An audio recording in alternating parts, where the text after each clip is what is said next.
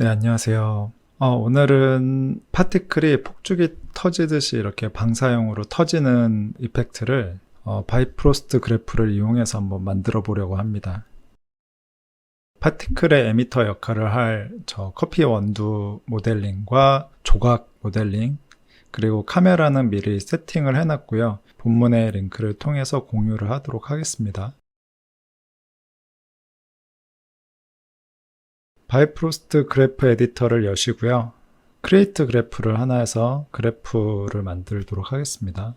커피콩 오브젝트를 그래프로 드래그 앤 드롭 하시고요. 탭을 눌러서 베이직 파티클 그래프를 선택합니다. 컴파운드로 묶여있는 그래프 그룹을 익스플로드를 선택해서 풀도록 하겠습니다.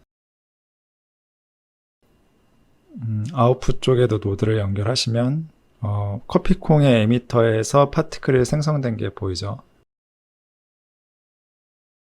이 노드에서는 어떤 충돌이 이번 튜토리얼에 있지 않기 때문에 콜라이더 노드는 빼주고요. 첫 번째 이 파티클은 계속 생성되는 게 아니라 한번 터지는 역할만 하기 때문에 스타트 프레임과 엔드 프레임을 똑같이 3프레임으로 설정하도록 하겠습니다. 스피드를 올려주고요. 레이트도 올려서 양이 많이 나오도록 하고 에이지 리미트를 한 4초 정도 유지되도록 하겠습니다. 조금 더 오래 유지되면 좋을 것 같아서 5초로 바꿀게요. 그러면 이렇게 플레이가 되고요. 인플루언스 쪽에 엠파티클로 따지면 필드 같은 걸 연결해 주는 거고요. 터뷸런스를 추가하도록 하겠습니다.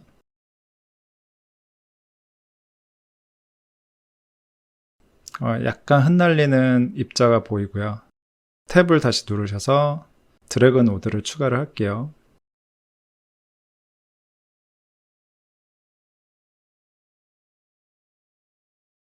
약간 퍼져나가면서 저항을 받아서 어느 정도 퍼지면서 약간 멈추도록 한 거고요. 일단은 이게 하나의 파티클 그룹이 될 거예요. 이 노드들을 한 번에 선택하시고 백드롭이라고 해서 이렇게 그룹핑을 해주고 주석을 달아주도록 하겠습니다. 파티클 A라고 할게요.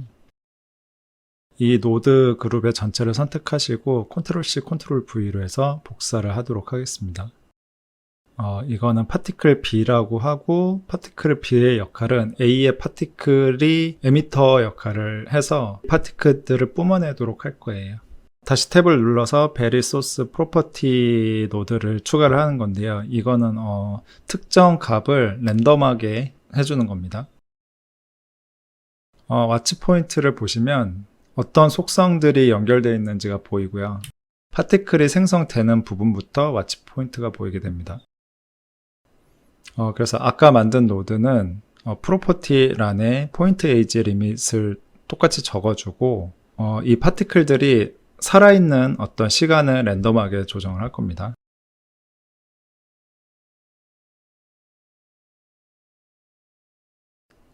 그리고 복사한 파티클은 계속 뿜어져 나와야 돼서 설정을 바꾸고요.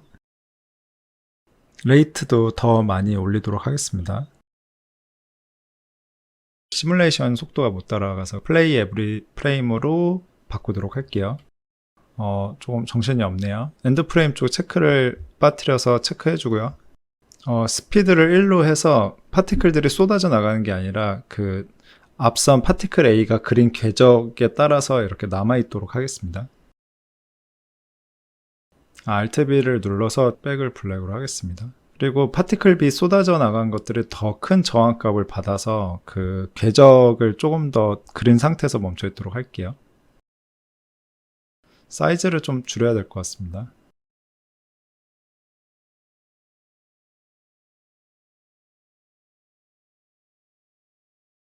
네, 이제 이 정도 느낌이 될 것 같고요. 이번에는 이 시간의 흐름에 따라서 파티클의 크기의 변화를 줄 거예요. 그러니까 처음에 뿜어져 나오고 점점점 작아지면서 사라지는 거죠. get normalize age 노드를 추가를 하고요. F커브 노드를 추가를 해서 커브 노드의 그림대로 수치가 변하도록 하겠습니다. 처음에 밸류 값이 큰 거고 뒤로 갈수록 작아지게 되는 거겠죠. 최초의 크기 기준이 되는 밸류 값을 정해줘야 되고요.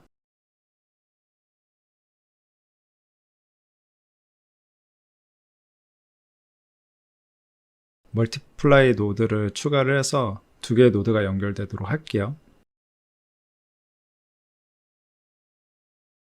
set geo property 노드를 추가를 해주시고 중간에 적용된 값이 반영이 되도록 하는 거고요.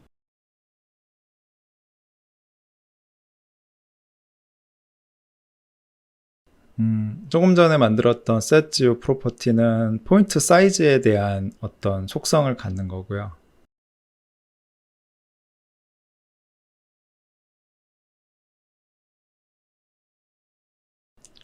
지금 보시는 것처럼 노드를 연결을 해가지고 적용을 하도록 하겠습니다.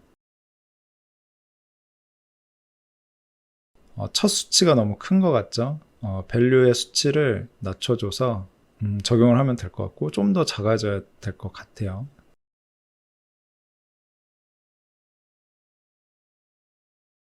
이 그룹은 이 상태에서 정리를 하고요. Normalized Age Point Size 그룹이라고 이름을 정해줄게요.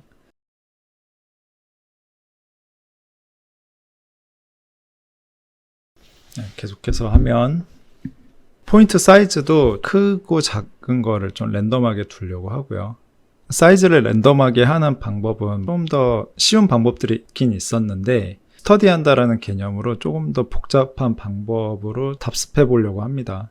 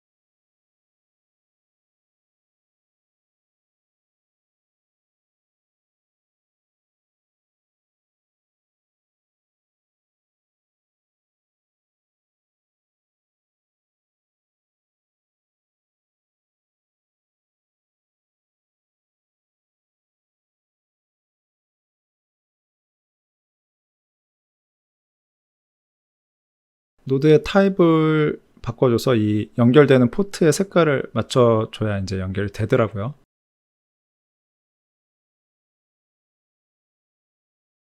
노드를 계속 연결을 하도록 하겠습니다. 그 파티클의 포인트 아이디를 갖고 와서 랜덤 밸류를 적용하고요. 그리고 get geo 어떤 노드에서 파티클 포인트 속성을 갖고 와서 그 두 개를 멀티플라이 하고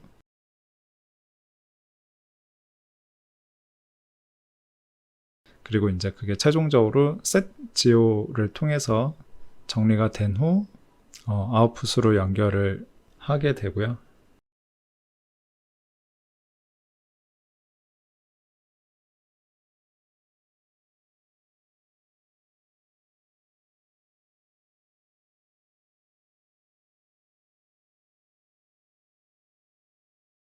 파티클의 크기들이 랜덤하게 적용이 된 거고요.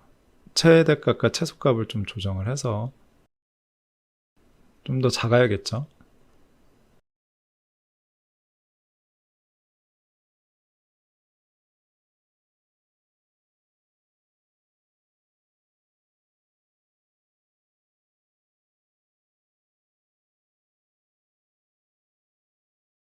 네, 일단 이 정도에서 정리를 하고요.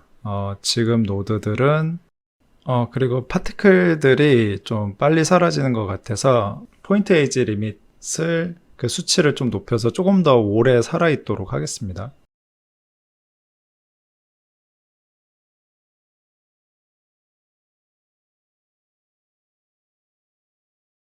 네, 조금 전에 만들었던 그룹은 포인트 사이즈 가 랜덤하게 해주는 그룹으로 다시 정리를 하고요.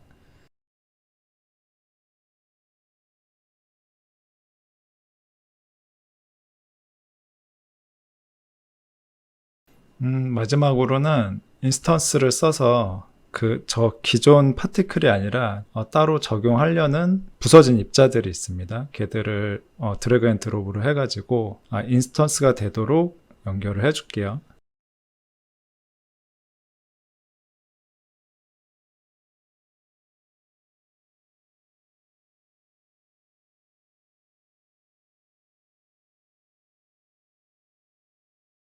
이렇게 되면 이제 뿌려지는 파티클이 저 따로 준비해 놓은 그 깨진 입자 파티클로 교체가 되고요.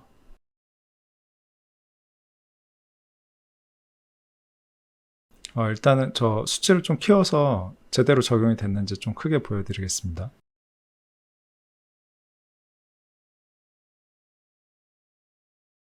이번에는 저 입자들이 조금 더 또 회전값이 랜덤해야 입자들이 다 달라 보이겠죠? 그래서 랜덤 포인트 로테이션 노드를 추가로 연결할게요.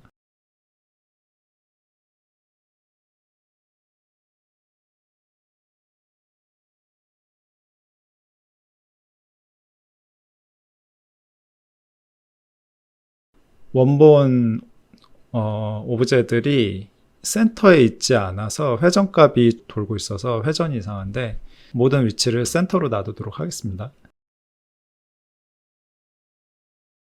다시 보시면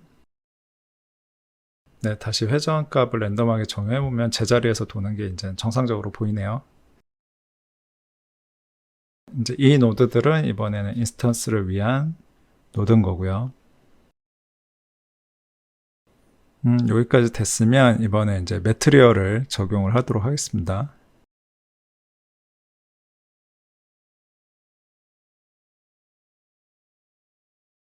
어사인 매트리얼 로드를 하나 추가해서 연결해 주고요. 그리고 저 노드에 하이퍼쉐이드에서 만들었던 매트리얼이 있는데요. 저 매트리얼을 드래그 앤 드롭을 해서 다음과 같이 연결해 주시면 될 것 같습니다.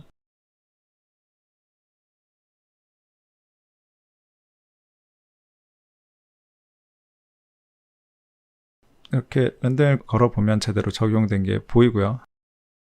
플레이를 해보면 네, 이렇게 원하는 형태로 방사형으로 제대로 적용이 됐습니다. 이제는 파티클을 캐시를 할게요.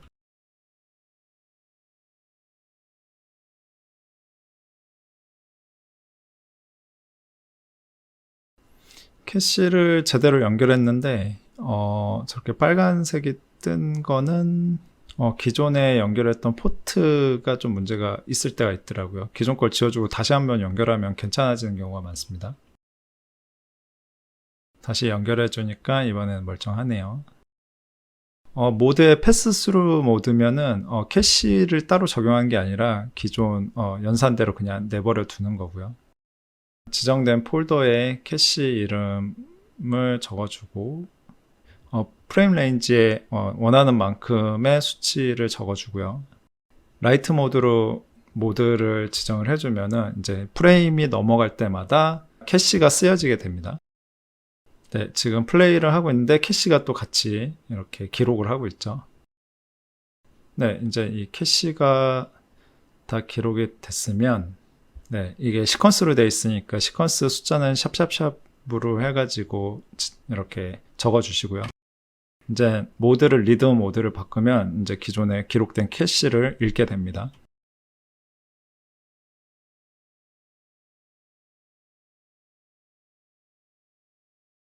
네, 그래서 렌더링을 해보면 다음과 같이 됐고요. 이게 약간 기본적인 노드긴 한데 이런 노드 방식이다 보니까 조금 더 수정하거나 변동하는 게 상당히 용이하기도 하고 굉장히 많은 수의 파티클을 부하가 걸릴 정도의 양도 바이프로스트는 조금 가볍게 소화를 하는 편인 것 같더라고요. 네, 오늘 강좌는 여기까지 하도록 하겠습니다. 한 번씩들 테스트 해보시면 좋을 것 같고요. 네, 봐주셔서 감사합니다.